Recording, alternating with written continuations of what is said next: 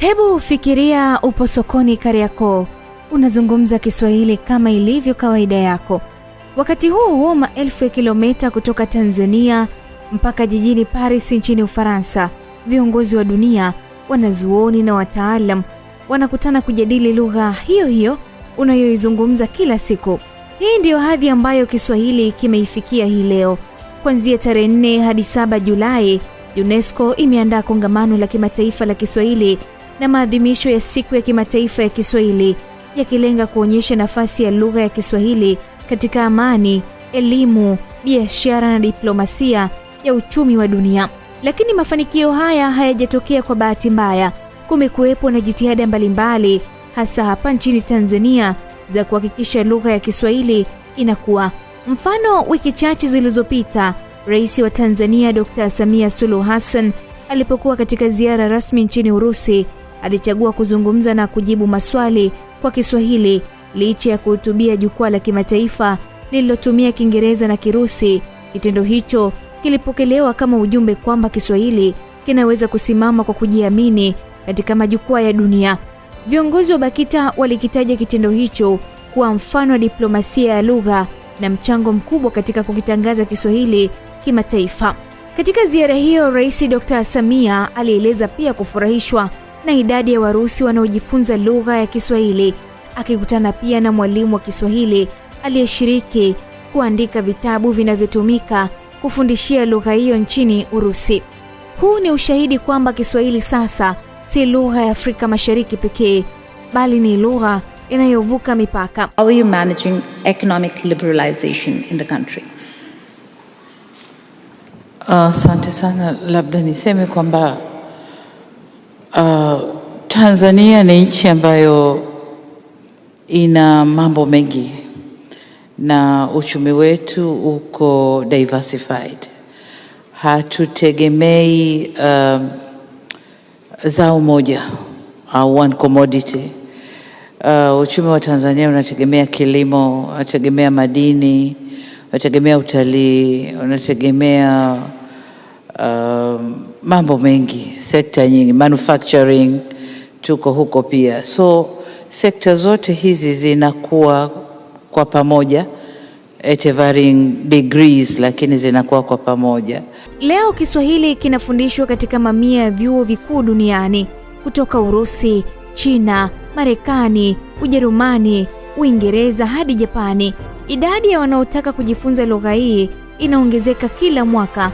Wengine wanajifunza kwa ajili ya biashara, wengine kwa ajili ya utafiti, utalii, diplomasia na hata kwa sababu wanavutiwa na utamaduni wa Afrika Mashariki.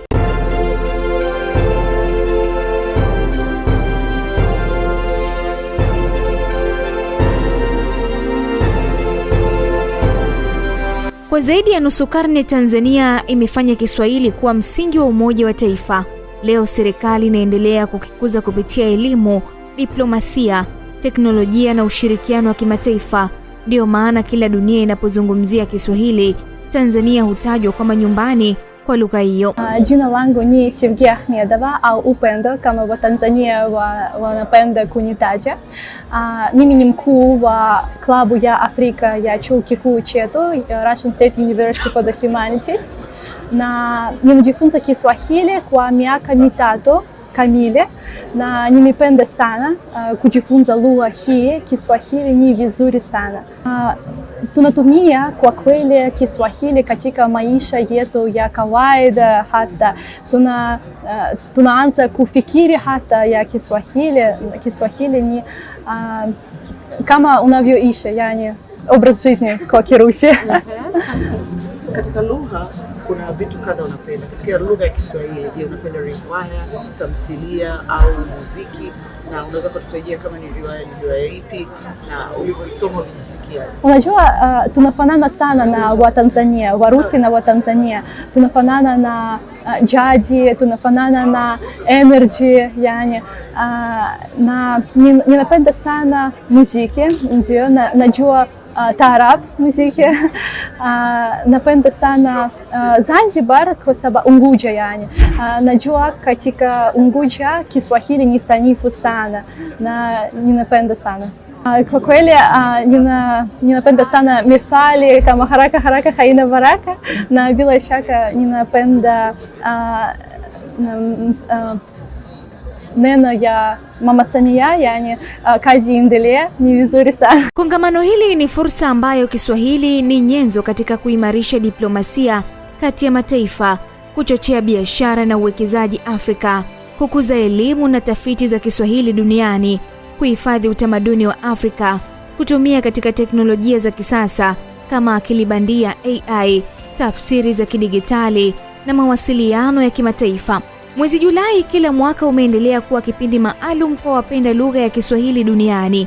Julai 7, 2026 ndio mwisho wa kongamano hili la pili la kimataifa la lugha ya Kiswahili, kauli mbiu Kiswahili kwa amani, mshikamano na diplomasia na uchumi wa dunia. Unaamini Kiswahili kina nafasi ya kuwa miongoni mwa lugha kubwa zaidi duniani katika miaka ijayo? Andika maoni yako hapa chini. Usisahau kulike, kushare na kusubscribe ili tuendelee kuisimulia Tanzania kwa dunia.